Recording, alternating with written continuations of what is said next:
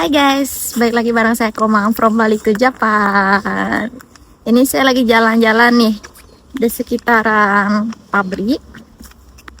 Jadi untuk konten kali ini saya ingin menjawab salah satu dari pertanyaan, itu DM yang bertanya ke saya, kenapa pilih Jepang? Dan saya merasa harus segera menjawab pertanyaan ini. Nggak cuma sekedar saya balas komen, tapi khusus saya bikin video. Karena setelah video ini dibuat, 2 minggu lalu juga ada yang komen di Facebook, ada yang komen di YouTube kita. Jadi kenapa pilih Jepang?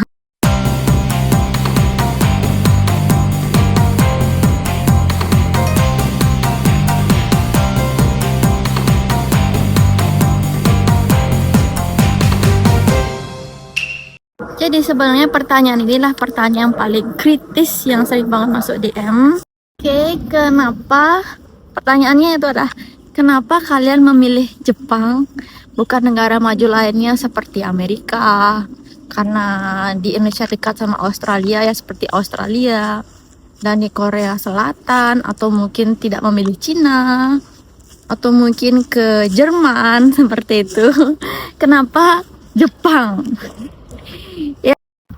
Jadi jujur pertanyaan ini saya sangat suka, karena seperti mungkin udah kalian ketahui, tahun 2025 ini pun nilai tukar yen semakin merendah. Jadi kalau mau kerja dan cari cuan, itu mungkin Jepang bukan salah satu pilihan buat kalian yang benar-benar cari cuan, karena nilai tukar yen yang semakin melemah kan ya. Jadi alasan pertama saya, jujur ini sangat personal ya.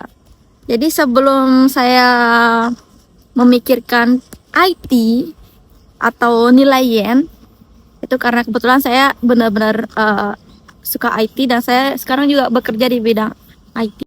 Jadi saya udah jatuh cinta sama Jepang itu sejak kecil, lebih tepatnya waktu SMP ya. Mungkin SD kelas 6 kali ya. Saya suka baca komik nih teman-teman. Jujur saya dari kecil emang suka baca buku bergambar gitu, dan saya kenal komik. Saya jatuh hati sama komik-komik dari Jepang. Nah, sampai akhirnya saya waktu itu sering pinjam komik itu lewat kakak saya.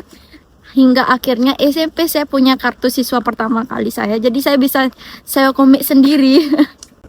Saya sebelumnya nggak tahu kalau itu Jepang. Jadi saya suka baca komik.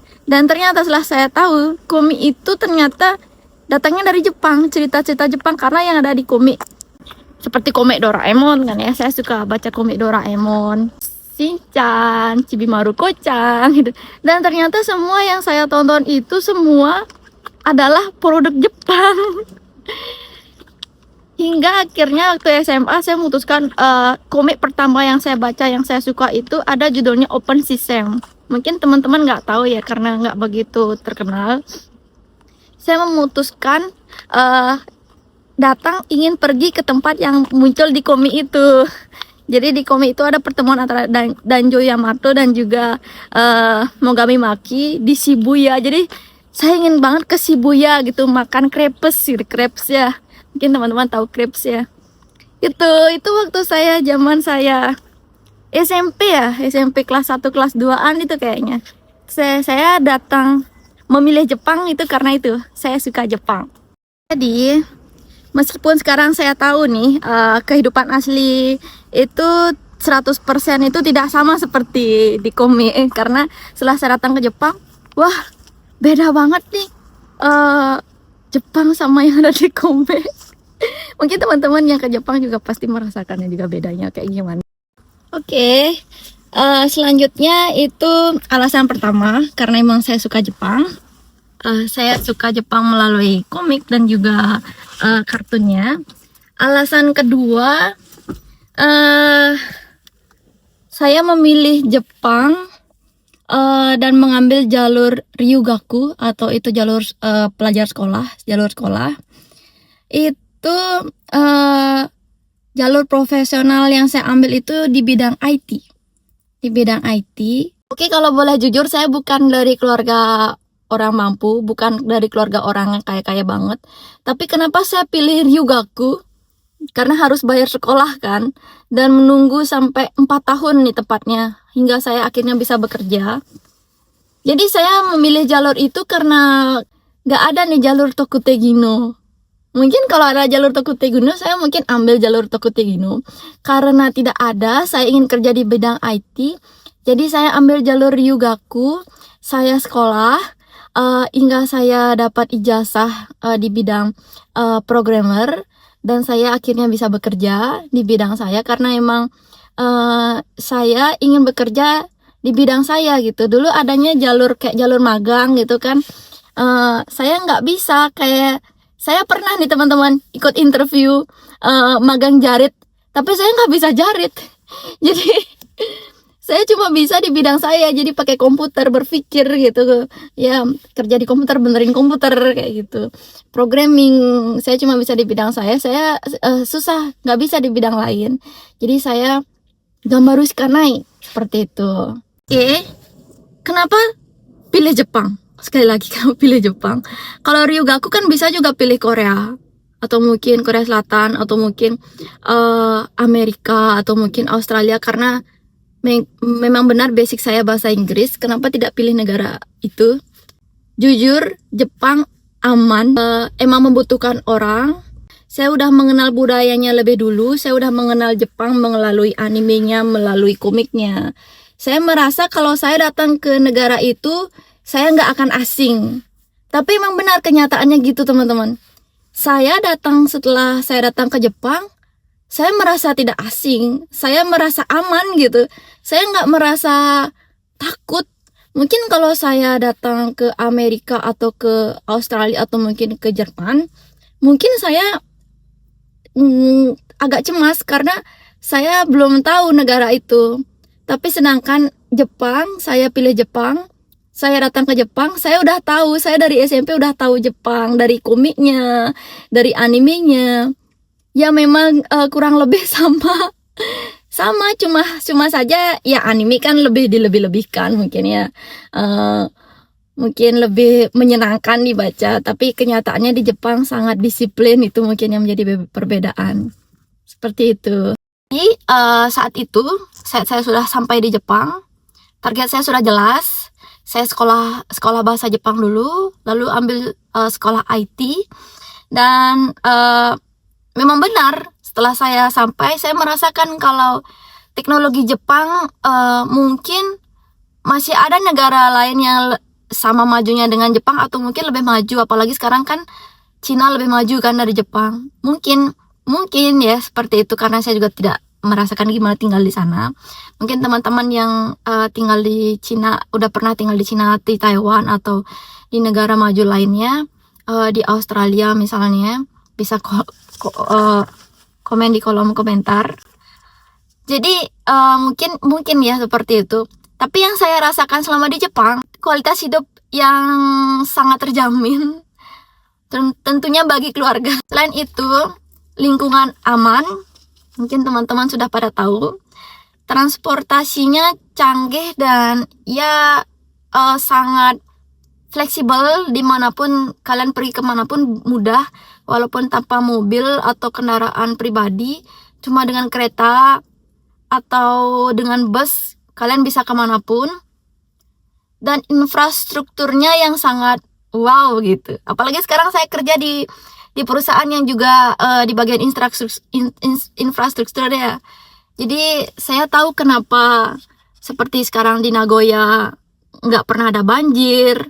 Ternyata dia punya penampungan air di taman gitu, dan di dekat rumah saya pun ada sekitar 3 taman bermain untuk anak-anak. Jadi benar-benar infrastrukturnya tuh ya bagi saya ya sangat terstruktur.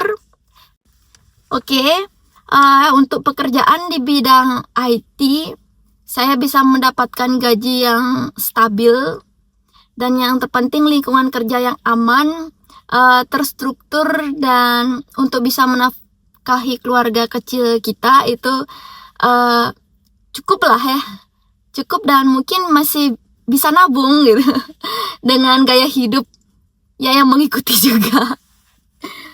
Jadi bagi saya Jepang adalah paket lengkap. Paket lengkap. Tempat untuk mewujudkan impian. Oke, lanjut. Saya akan menambahkan beberapa poin nih yang saya rangkum di catatan saya. Mungkin buat teman-teman yang masih bingung kenapa harus pilih Jepang, ya mungkin bisa menjadi bahan pertimbangan juga.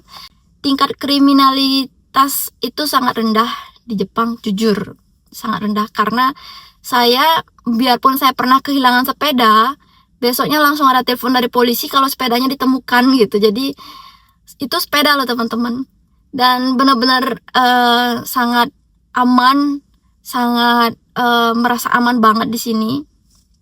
Dan anak-anak juga, ini saya kan punya 2 anak-anak, satunya sekarang umur 3 tahun, yang lagi 1 tahun. Jadi anak-anak saya titip, mereka juga udah Nanami terutama yang umur 3 tahun udah diajarin gimana jalan dari penitipan sampai ke taman gitu, jalan gitu. Jadi aman juga buat anak-anak. Oke teman-teman, saya balik lagi. Jadi ini pengambilan video yang kedua setelah saya pulang kerja. Tadi ngambil videonya pas makan siang, sekarang perjalanan pulang kerja.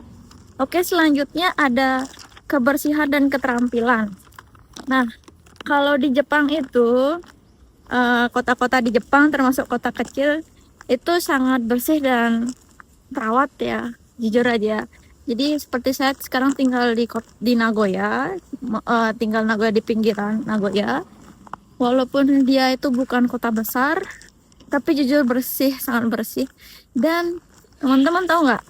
Dan kebetulan nih perusahaan saya juga ada pengelolaan di bidang pembersihan lingkungan ya. Jadi ada di bagian pembersihan tata kelola tata kelola kota. Oke. Jadi seperti di perusahaan tempat saya bekerja itu punya di bagian departemen tata kelola kota. Benar-benar ya setiap musim itu ada bidang yang memang bersihin got, bersihin sungai gitu. Dan selain ada pihak kota juga yang melakukan pembersihan, dan dari diri sendiri juga, dari masyarakatnya pun, mungkin teman-teman tahu sendiri, nggak ada yang buang sampah sembarangan, malah sampahnya dibawa pulang. Jadi saya juga otomatis kayak gitu teman-teman, karena lingkungan itu, karena di luar itu bersih banget, jadinya kalau buang sampah kan kelihatan banget kan dulu pas pertama sampai di Jepang. Jadi sampahnya dibawa pulang, sampahnya dibawa jalan-jalan keliling. Dan selanjutnya ada keseimbangan budaya kerja dan juga kualitas hidup nih. Kalau menurut pendapat saya tentang stabilitas dan kepastian di perusahaan tempat saya bekerja dan di perusahaan sebelumnya juga sama, kurang tahu sih, rata-rata mungkin sama ya. Jadi kita itu bukan kerja aja, perusahaan juga sangat menghormati kita, terutama kalau saya kan punya anak kan. Jadi kalau ada kenapa sama anak saya bisa gampang minta cuti, gampang pulang, dan juga saya diberikan cuti anak nih. Jadi anak saya kalau misalnya sakit nggak perlu pakai cuti saya, jadi saya bisa pakai cuti anak saya. Jadi masing-masing dapat 6 hari yang kecil. Cuma itu kalau di perusahaan saya itu maksimal sampai usia 3 tahun cuti anaknya. Jadi saya beda punya cuti, anak-anak juga beda cutinya. Dan untuk kalau di kota tempat saya bekerja ini, jadi kalau buat orang tuanya dua-duanya kerja gitu, kita bisa titip anak. Dan saya sangat bersyukur karena di kota tempat saya tinggal itu titip anaknya gratis teman-teman. Jadi yang biasanya bayar sekitar sebulan itu 3-4 juta itu jadi gratis. Jadi kita bisa nabung untuk keperluan anak juga. Dan benar-benar stabil gitu antar kerja dan urus keluarga. Dan kadang kalau misalnya anak nih, saya kan punya 2 anak. Anak yang pertama sakit, anak yang kedua sehat gitu. Jadinya kan saya harus ngambil libur kan misalnya. Cuma kerjaan numpuk nih, nggak bisa dilewatin. Dan karena kebetulan saya juga kerjanya bisa remote, karena saya pengembang sistem. Jadi saya juga dikasih apa namanya? Dikasih fasilitas buat kerja di rumah. Dan nggak saya saja, suami saya juga karena kerja di bagian animator, dia bisa juga kerja remote, kerja di rumah. Jadi kalau misalnya nggak bisa ngambil libur karena kerjaan numpuk, kita bisa kerja di rumah gitu. Oke, jadi ini mengenai stabilitas dan kepastian.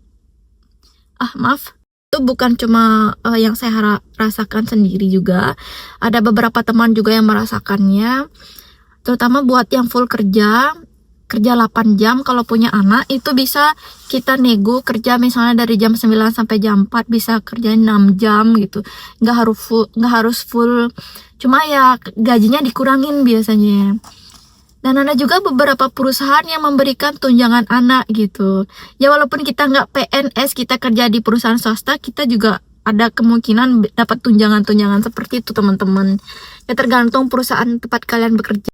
Next, kalau kerja di Jepang itu ada penghormatan terhadap kualitas atau fokus pada detail dan kualitas di Jepang itu sangat tinggi. Misalnya nih teman-teman, saya kan kerja di bidang IT, jadi kerjaan saya nggak itu aja. Saya bisa skill up, ingin kerja untuk IT kan luas banget kan, apalagi sekarang udah ada AI kan. Jadi saya bisa belajar dengan sistem yang saya bikin, saya ingin tambahkan AI gitu.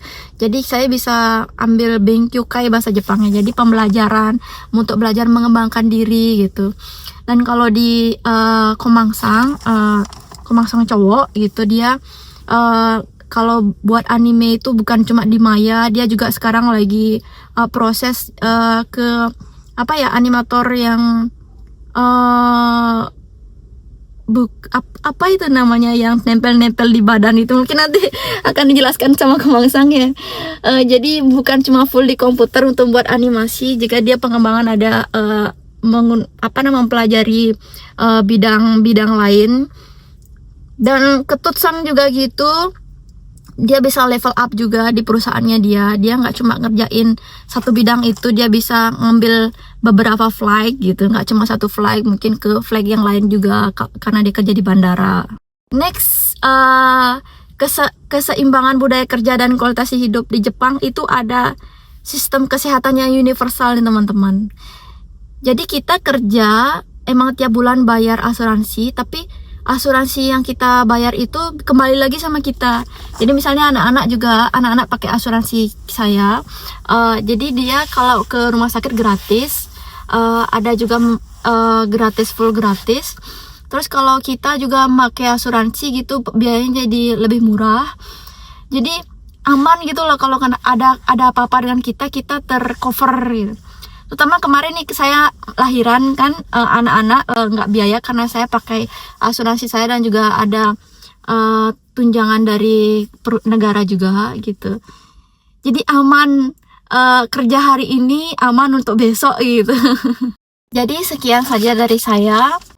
Walaupun yen melemah, dengan kualitas hidup di sini kita sangat-sangat terjamin dan sangat aman, dan juga kita juga bisa pulang setiap tahun juga ke Indonesia ketemu orang tua atau orang tua yang datang ke sini. Jadi buat teman-teman yang mungkin nayamu atau mungkin lagi bingung pilih negara mana, itu semua ada pilihannya di kalian. Yang satu hal yang ingin saya tekankan, sebelum kalian datang ke negara itu, kalian mesti tahu dulu negara itu seperti apa.